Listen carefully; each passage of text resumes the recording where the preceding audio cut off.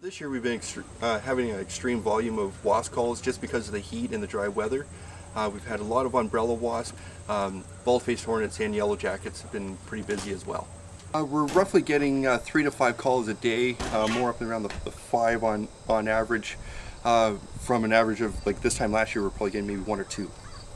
So it's definitely a huge increase in wasp calls this year.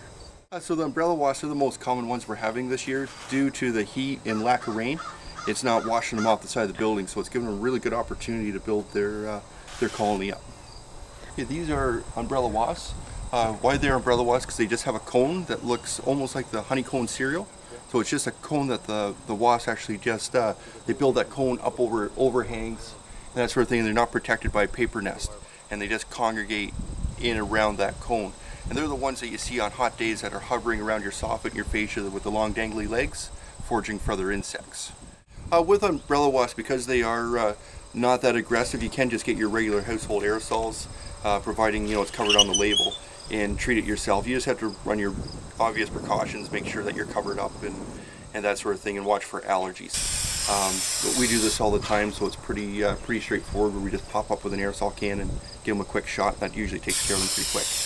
That's a bald-faced hornet. They are black and generally yellow or white with a white stripe on their face. With the bald-faced hornets, normally we'll either use an aerosol or a dust formulation, just depending on the location of them, how high up, say if they're up in a tree or a soffit.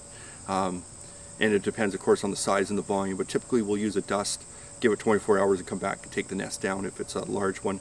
If it's easy to manage, then we use an aerosol to knock it down. I'd recommend calling a professional on something like this, especially one this size. They can get extremely aggressive. If you don't know what you're doing, they will, they can do some serious damage to you. One way of telling the bald-faced hornets between the yellow jackets, the entrance hole with bald-faced hornets is always going to be on a 45 degree from the bottom, so it's always kind of in the central area, where yellow jackets will be straight up and down out of the bottom. Yellow jackets can be aggressive, but not nearly as bad as these bigger guys, the bald-faced hornets. Yellow jackets usually have more volume, and they'll come in and out of one specific spot, like a hole like that where you can see where they're constantly coming in and out. Yellow jackets will also invade like mortar vents, brick vents, in behind soffit, fascia. They're the ones that you're going to see come out on a rapid pace, where they're one after another constantly, and they're a smaller yellow and black wasp.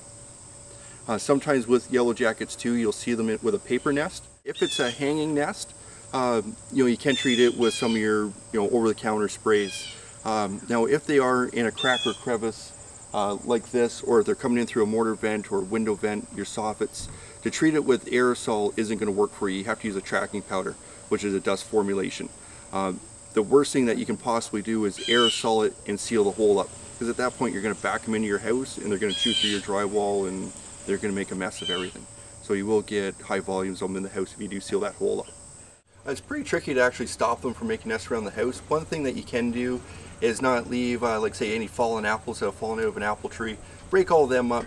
Make sure that there's no other food source for them. Like, don't leave half-empty pop cans on your picnic table. Any fruit and vegetables, that sort of thing. Any sugar-based stuff. Just don't leave stuff like that laying around, just to limit the risk of them after other potential food sources. To get them out of there. The other thing is just to make sure that you're real visual and do a home inspection every couple of days. Just take a walk around the house and see if you can find any wasp nests.